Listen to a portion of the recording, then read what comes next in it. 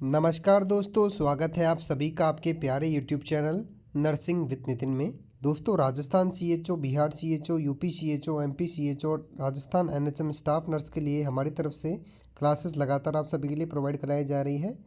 आज की जो क्लास है इसमें हम 25 क्वेश्चंस को समझेंगे और ये जो सब्जेक्ट है ये होने वाला है हमारा कम्युनिटी हेल्थ नर्सिंग, जिसके 50 क्वेश्चन को मैंने पहले ही आपको बता दिया था। काफ़ी इंपॉर्टेंट प्रश्न है, काफ़ी एग्जाम में पूछे जाते हैं प्रश्न इसमें से।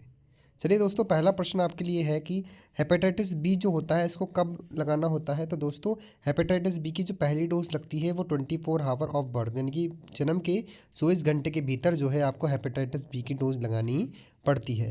हेपेटाइटिस बी को जो है सीरम हेपेटाइटिस भी कहा जाता है। ये भी प्रश्न आपसे काफ़ी पूछा जाता है। हेपेटाइटिस जो होता है फीको ओरल रूट के माध्यम से फैलता है, ये भी प्रश्न आपसे पूछा जाता है।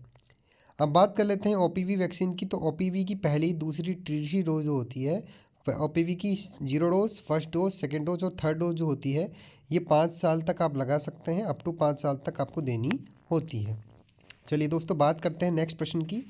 First dose of vitamin A is given 1 lakh international unit. जो पहली डोज होती है विटामिन ए की वो 9 मंथ पर दी जाती है और जो पहली डोज होती है वो 1 लाख इंटरनेशनल यूनिट देनी होती है आपको। इसके बाद जो है आपको जो भी बची हुई ऑल 8 डोज होती, 8 जो डोज होती है वो 2 लाख इंटरनेशनल यूनिट देनी होती है। तो इस प्रकार से विटामिन ए की डोज का रेजिमेंट मैंने आपको बता दिया है। ठीक है, चलिए अब बात करते हैं नेक्स्ट 54 प्रश्न की। A month 6 month gap present between 2 dose of vitamin A. दोस्तों, आपको सभी को पता है 9 मंथ पर आपका विटामिन ए का पहला डोज लगता है, जो कि 1 लाख इंटरनेशनल यूनिट जो है आप ओरल रूट के माध्यम से विटामिन ए पिलाते हैं। इसके जो 2 डोज के बीच में जो गैप होना चाहिए वो कितना होना चाहिए? 6 मंथ का गैप आपका होना चाहिए, 2 विटामिन डोज के गैप होना चाहिए। ठीक है, चलिए बात करते हैं next. Herpes simplex virus 1 cause cold शोर और लिम्स। मतलब कि हर्पिस सिम्प्लेक्स वायरस जो होता है ये क्या करता है, आपको कोल्ड शोर और ऑन लिप्स के ऊपर जो कोल्ड शोर होते हैं, छाले जो होते हैं वो करने का प्रयास करता है, यानी करता है। क्या कॉज करता है? कोल्ड शोर लिम्स करता है, लिप्स पर कोल्ड शोर करता है। कौन? Herpes simplex virus 1। अब बात करते हैं नेक्स्ट। हर्पिस सिम्प्लेक्स वायरस, अभी एक मिनट रुकिएगा, इसको पढ़ लेते हैं। हर्पिस सिम्प्लेक्स वायरस जो है इज वेरिसेला जूस्टर। जो हर्पिस सिम्प्लेक्स वायरस 3 जो होता है वो क्या करता है, वो कौन सा होता है? वेरिसेला जूस्टर वायरस होता है। अब बात करते हैं next. TT not provide herd immunity. TT जो होती है, टिटनस टॉक्साइड जो होता है, वो हर्ड इम्यूनिटी प्रोवाइड नहीं करती है। हर्ड इम्यूनिटी क्या होता है दोस्तों? अगर आपके जैसे कि 100 मरीज है आपके किसके, टाइफाइड के, ठीक है, 100 मरीज है आपका टाइफाइड के, जैसे कोविड की बात कर लेते हैं, 100 मरीज है कोविड के। अगर आप मतलब 100 आपकी जनसंख्या है, 100 इसमें से आपने 60 लोगों को क्या कर दी, डोज लगा दी कोविड की वैक्सीन की, 60 से 70 डोज। तो 30 जो लोग बचे हैं इनमें अपना हर्ड इम्यूनिटी पैदा हो जाएगी। ठीक है, ठीक है, हर्ड इम्यूनिटी पैदा हो जाएगी अगर उसमें 50% से ज़्यादा अगर व्यक्तियों को डोज लगती है तो। लेकिन टीटी जो होता है, टिटनस टॉक्साइड जो होता है, ये हर्ड इम्यूनिटी इसके लिए काम नहीं करती, क्योंकि टिटनस टॉक्साइड, टिटनस जो होता है सॉइल और के माध्यम, सॉइल में जाने पाने वाला बैक्टीरिया होता है, जो कि अगर आप कोई जंग लगे हुए लोहे से आपका चोट लगता है तो उसके लिए आपको हमेशा डीटी की डोज देनी पड़ती है। इसलिए हर्ड इम्यूनिटी आपका कॉज काम नहीं करती है टिटनस टॉक्साइड में। बात करते हैं next. Measles provide maximum herd immunity. Measles जो होता है इसको मैक्सिमम हर्ड इम्यूनिटी होता प्रोवाइड कराती है कौन? मीजल्स। ठीक है, चलिए अब बात करते हैं next. During active tetanus condition use tetanus immunoglobulin and tetanus antitoxin. अगर आपकी बॉडी में टिटनस कंडीशन एक्टिव है, मतलब कि जरूर दिखाई पड़ रही है, या फिर आपको टिटनस कंडीशन आपकी बॉडी के अंदर अभी फ़िलहाल में मौजूद है, तो आपको सीधा क्या लगाना है? टिटनस इम्यूनोग्लोबिन लगाना है या फिर टिटनस एंटीटॉक्सिन लगाना होता है। अब बात कर लेते हैं humoral immunity is antibody mediated immunity. जो मैं बता रहा था ह्यूमरल इम्यूनिटी के बारे में। ह्यूमरल इम्यूनिटी क्या होता है दोस्तों? एंटीबॉडी मीडिएटेड इम्यूनिटी होती है, यानी कि बॉडी के अंदर आपके जाकर ये क्या करती है, एंटीबॉडी का फॉर्मेशन कर लेती है, ताकि आपको बीमारी वापस से अगर होती है तो उसका फ़र्क इतना नहीं पड़ता है, क्योंकि बॉडी के अंदर पहले से इम्यूनिटी मौजूद हो जाती है उस बीमारी के प्रति। इसको कहा जाता है ह्यूमरल इम्यूनिटी। अब बात करते हैं cellular immunity is cell mediated immunity. Cellular immunity जो होती है वो क्या होती है, सेल मीडिएटेड इम्यूनिटी होती है, यानी कि सेल के अंदर, ठीक है, इस प्रकार की इम्यूनिटी बन जाना जो सेल को सुरक्षा करे, वो होती है सेलुलर इम्यूनिटी। अब बात करते हैं ह्यूमरल इम्यूनिटी की। ह्यूमरल इम्यूनिटी कौन प्रोवाइड कराता है, तो हमेशा ध्यान रखना है दोस्तों, बी लिम्फोसाइट जो होता है आपका ह्यूमरल इम्यूनिटी प्रोवाइड कराता है। क्या ह्यूमरल इम्यूनिटी कौन प्रोवाइड कराता है, बी लिम्फोसाइट, ठीक है। और टी लिम्फोसाइट क्या कराता है आपका, सेलुलर इम्यूनिटी प्रोवाइड कराता है। ये 2 प्रश्न एग्जाम में पूछे जाते हैं।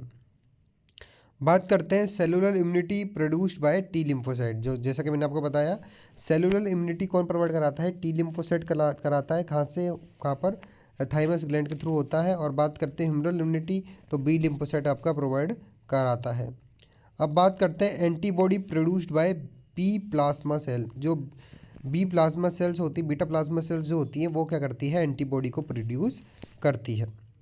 बात करते हैं next, herd immunity, social immunity, population community, community immunity is resistance of a community to particular disease. मतलब हर्ड इम्यूनिटी हुआ, चाहे सोशल इम्यूनिटी हुआ, या पॉपुलेशन कम्युनिटी हुआ, या कम्युनिटी इम्यूनिटी हुआ, ये एक प्रकार से क्या है, रेजिस्टेंस, रोकथाम का काम करते हैं। किसी बीमारी को कम्युनिटी के अंदर फैलने से बचाने का काम कौन करती है, आपकी हर्ड इम्यूनिटी या फिर सोशल इम्यूनिटी करती है। अब बात करते हैं next, all natural infection like measles, mumps, rubella produce natural active immunity. जो भी आपके नेचुरल इन्फेक्शंस होते हैं, जैसे कि मीजल्स हो गया, मम्स हो गया, रुबेला हो गया, ये जो क्या करते हैं दोस्तों, नेचुरल एक्टिव इम्यूनिटी बॉडी के अंदर पैदा करते हैं। अब बात करते हैं आपके वैक्सीनेशन। आप जो बाहर से वैक्सीनेशन लेते हैं, यानी कि बच्चे को टीके लगाए जाते हैं, जो जन्म पे या माता को टीके लगाए जाते हैं, वो क्या करते हैं दोस्तों, आर्टिफिशियल एक्टिव इम्यूनिटी होती है, जो कि बाहर आपकी बनाई गई है और बॉडी के बाहर बॉडी के अंदर डाली जाती है बाहर से, ठीक है। तो वो होती है आपकी आर्टिफिशियली बनाई हुई एक्टिव इम्यूनिटी। बात करते हैं आईजीई, इम्यूनोग्लोबुलिन गामा जो होती है, ये जो होती है प्लेसेंटा के द्वारा होती है, और एंड आईजी है जो ब्रेस्ट मिल्क के द्वारा प्रोड्यूस होती है। आईजीजी जो होती है ये प्लेसेंटा के द्वारा प्रोड्यूस होती है, और आईजीए जो होती है वो ब्रेस्ट मिल्क के द्वारा आपको प्रोवाइड होती है। और ये जो होती है प्रोड्यूस करती है नेचुरल पैसिव एक्वायर्ड इम्यूनिटी, जो कि आपको माँ से ही मिलती है, आईजी ब्रेस्ट मिल्क के माध्यम से और प्लेसेंटा के माध्यम से आईजीजी मिलती है, ठीक है। इसको बोलते हैं नेचुरल पैसिव एक्वायर्ड इम्यूनिटी।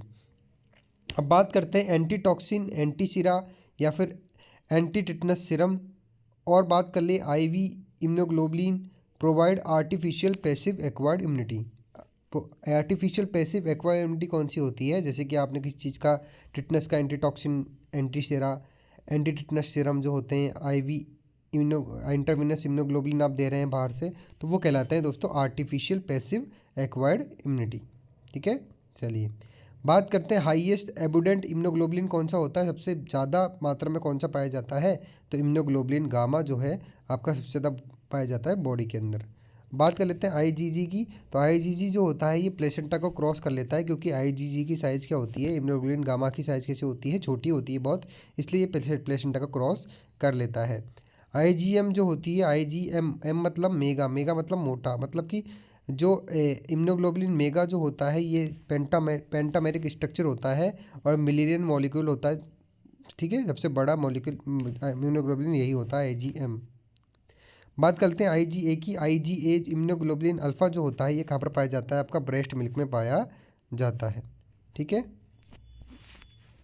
अब बात कर लेते हैं दोस्तों नेक्स्ट, आईजीई जो होता है इम्यूनोग्लोबुलिन एपल्सन होता है, जो कि रेस्पॉन्सिबल होता है किसके लिए, एलर्जिक या फिर एनाफिलेटिक रिएक्शंस के लिए। किसके लिए, अगर आपकी बॉडी में कोई भी एलर्जिक रिएक्शन हो रही है, कोई भी एनाफिलेटिक रिएक्शन हो रही है, किसी ड्रग की वजह से, किसी भी इन्फेक्शन की वजह से, किसी भी चीज़ की वजह से, अगर आपकी बॉडी के अंदर क्या हो रही है, कोई भी एलर्जिक रिएक्शन या फिर एनाफिलेटिक रिएक्शन होती है किसी साइटोटॉक्सिक ड्रग की वजह से, या साइड इफेक्ट होता है किसी ड्रग का, तो वो जो उसमें जो इम्यूनोग्लोबुलिन जो बढ़ा हुआ देखने को मिलता है वो होता है आपका इम्यूनोग्लोबुलिन एपल्सन, यानी कि आईजीई। तो दोस्तों ये थे हमारे आज के 25 क्वेश्चन। आशा करता हूँ आपको अच्छे लगे होंगे। अगर अच्छे लगे होंगे तो प्लीज़ वीडियो को लाइक ज़रूर कर दीजिएगा, चैनल को सब्सक्राइब जरूर कर दीजिएगा, और हमारी जो ये सीरीज़ है CHO staff nurse series, Rajasthan CHO के लिए, चाहे यूपी सीएचओ के लिए, चाहे से एमपी सीएचओ के लिए या फिर बिहार सीएचओ के लिए, इसको आप ज़रूर प्यार बनाए रखें। और हमारे फर्स्ट क्लास से लेकर अब इसको इस क्लास तक आप देख लें। और हमने पी आर यादव सीरीज़ को भी पूरा करवा दिया है, जिसमें आपकी 126 क्लासेस जो हैं पी आर यादव की, पूरी पी आर यादव हमने पढ़ा दी है। जो आपको प्लेलिस्ट में जाकर आपको P R Yadav book solution नाम से एक प्लेलिस्ट मिल जाएगी, वहाँ पर जाकर आप फर्स्ट क्लास से लेकर लास्ट क्लास तक देखिएगा, तो आपका पी आर यादव बुक भी कंप्लीट हो जाएगी। ठीक है, तो दोस्तों आज के लिए बस इतना ही। कल फिर मुलाकात होगी नई क्लास के साथ में। जब तक के लिए जय हिंद, जय भारत।